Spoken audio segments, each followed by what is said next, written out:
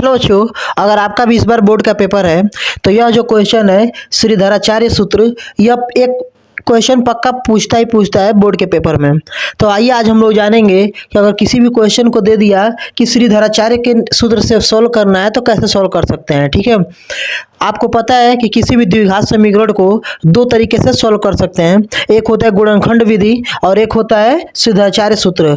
गुणनखंड विधि से normal question solve हो जाते हैं, लेकिन जो क्वेश्चंस सॉल्व नहीं हो पाते हैं गुणनखंड से, उसको हम लोग सॉल्व करते हैं श्रीधराचार्य सूत्र से। हालांकि ये ऐसा फार्मूला है जिससे हर एक क्वेश्चन सॉल्व हो जाते हैं। कोई भी द्विघात समीकरण होगा तो इस श्रीधराचार्य सूत्र से क्या हो जाएगा बच्चों, सॉल्व हो जाएगा। मैं एक फार्मूला लिख रहा हूँ। जो एक फार्मूला होता है x बराबर श्रीधराचार्य का, पहले फार्मूला देख लीजिए आप लोग। फार्मूला होता है -b plus minus under root B square minus 4ac और नीचे होता है बच्चों 2a। यही फार्मूला होता है। ठीक है,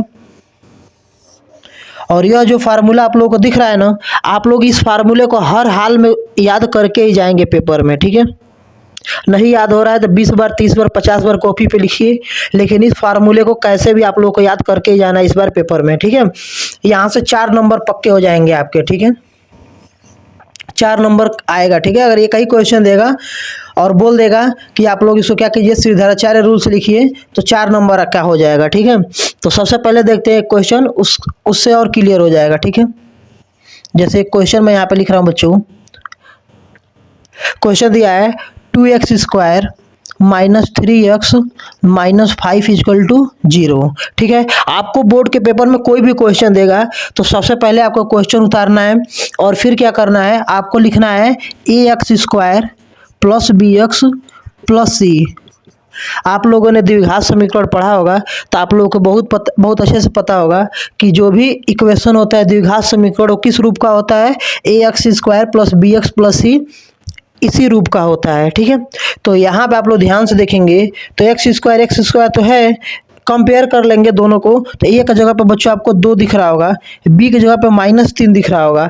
अब आप लोग गलती क्या करते हो ना, यहाँ बी की जगह सिर्फ 3 ले लेते हो। सिर्फ 3 नहीं लेना है, माइनस के साथ लेना है। ठीक है, -3 और सी की जगह पे दिख रहा होगा -5। ठीक है, तो आप लोग क्या करेंगे, पेपर में यहाँ लिख लेंगे ए इक्वल टू कितना था, 2 था, बी इक्वल टू कितना था बच्चों, -3 था, और सी की जगह पे कितना था, -5 यानी -5 था। ठीक है, अगर आप लोग ऐसे लिख लोगे ना तो गलती का चांस ही खत्म हो जाएगा, थोड़ा भी गलत नहीं होगा। अब इसको क्या करते हैं, फार्मूले पे पुट करते हैं। तो फार्मूला क्या कहता है, एक्स इक्वल टू, ध्यान से देखेंगे आप लोग, फार्मूला क्या कहता है बच्चों, एक्स इक्वल टू -b, यानी यह वाला माइनस फार्मूला वाला है और बी की जगह पे कितना है, -3 है, बी की जगह पे -3, फिर प्लस माइनस अंडर रूट में बच्चों बी का स्क्वायर, यानी बी की जगह पे -3 है ना, तो -3 का स्क्वायर, फिर -4 इंटू, या ए बी सी गुणे में है तो ए की जगह पे कितना है बच्चों, 2 है,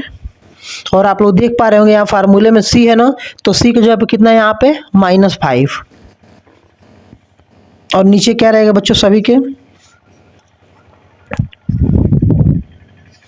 यहाँ बटे में रहेगा 2 इंटू ए, यानी 2 इंटू ए का जवाब कितना है बच्चों, 2 है।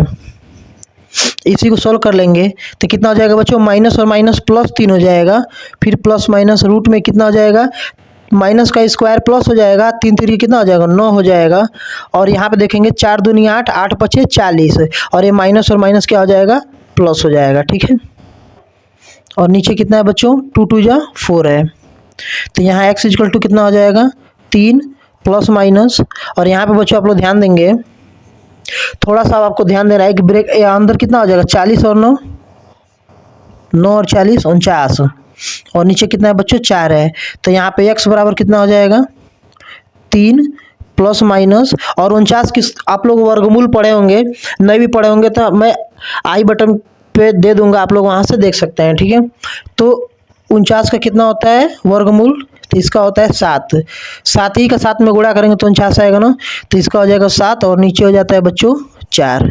अब आप लोग यहाँ से एक काम बस करना है, एक बार प्लस को लेना है, एक बार माइनस को। आपको पता ही होगा कि किसी भी द्विघात समीकरण को सॉल्व करने पे हमेशा 2 वैल्यू निकलता है एक्स का। ठीक है, तो एक प्लस को लेना है, एक बार माइनस वाले को। ठीक है, तो आइए देखते हैं यहाँ पे, एक बार बच्चों हम लोग प्लस वाले को लेंगे तो एक्स इक्वल टू, प्लस वाले को लेंगे तो 3 +7 और नीचे 4। देखो यहाँ पे मैंने माइनस प्लस वाले को लिया है, माइनस नहीं लिखा है यहाँ पे, तो कितना हो जाएगा 4 और 3 7/4 हो जाएगा। क्लियर हो रहा है क्या? किसी को कोई दिक्कत हो तो आप लोग तुरंत कमेंट करके बताओगे, ठीक है। यहाँ पे 7 और 3 कितना हो जाएगा 10 हो जाएगा, ठीक है।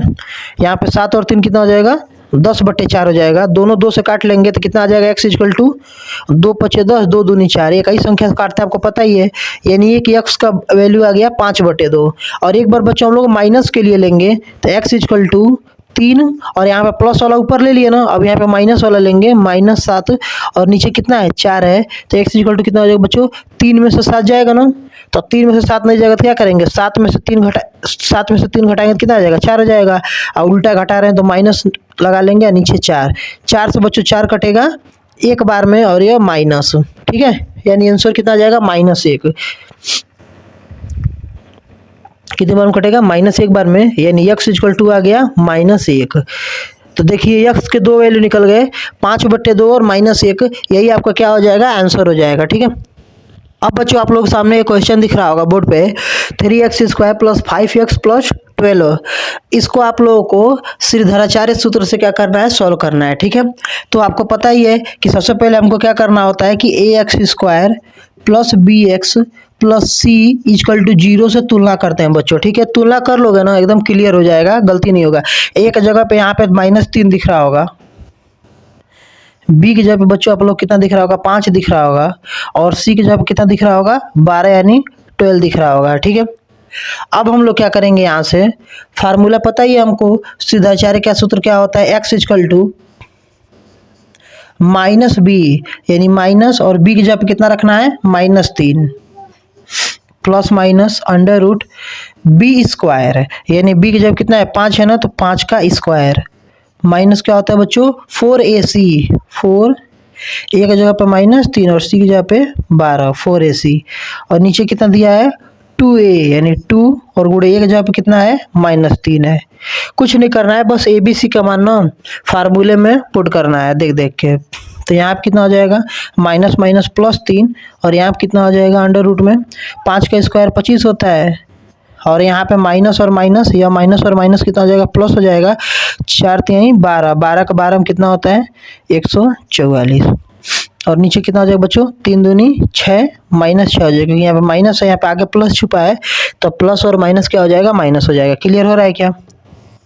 अब आप लोग यहाँ देखेंगे x इक्वल टू बच्चों 3 प्लस माइनस √ में कितना हो जाएगा 144 और 25 कितना होता है 169 169, और नीचे -6, तो यहाँ पे x इक्वल टू कितना हो जाएगा बच्चों 3 प्लस माइनस, और 169 किसका होता है वर्गमूल किसका होता है, तो ऐसा कौन सा नंबर है जिसका उसका उसी में गुणा करने पे 169 आ जाए, तो आपको पता है 13 का होता है, ठीक है। और नीचे कितना हो जाएगा -6। अब यहाँ से दो कंडीशन बनता है, एक प्लस के लिए और एक माइनस के लिए। एक बार हम लोग क्या करते हैं बच्चों प्लस के लिए लेते हैं 3 + 13 बटे -6। आ रही बात समझ में आप लोगों को? किसी कोई भी दिक्कत हो तो आप लोग तुरंत कमेंट करके बताएंगे, ठीक है। और यहाँ पे क्या दिख रहा है, एक बार प्लस के लिए लेंगे, एक प्लस के लिए हो गया ना, एक बार माइनस के लिए लेंगे तो 3 - 13 और यहाँ पे -6, ठीक है। तो यहाँ पे कितना हो जाएगा बच्चों 13 6 कितना हो जाएगा 16 बट्टे -6 हो जाएगा, दोनों 2 से कट जाएगा, तो यहाँ पे 2 से कटेगा तो 2 8 16 और नीचे -3, ठीक है, दोनों 2 से कट गया। और यहाँ पे कितना हो जाएगा बच्चों 3 में से 13 नहीं जाएगा, तो 13 में से 3 जाएगा तो -10 और नीचे -6, तो माइनस माइनस कैंसिल हो जाएगा बच्चों, यानी 10/6, 10/6 को काट लेंगे तो कितना हो जाएगा x इक्वल टू 2 × 5 = 10 2 3 6 5/3, यही आपका क्या हो जाएगा आंसर हो जाएगा, ठीक है। यही जो x के दो वैल्यू आए हैं ये आपके क्या हो जाएंगे आंसर हो जाएंगे, ठीक है। आई होप आप लोग को समझ में आ रहा होगा। अगर आपको समझ में आ रहा होगा तो आप लोग वीडियो को ज़्यादा से ज़्यादा शेयर करें। Thank you.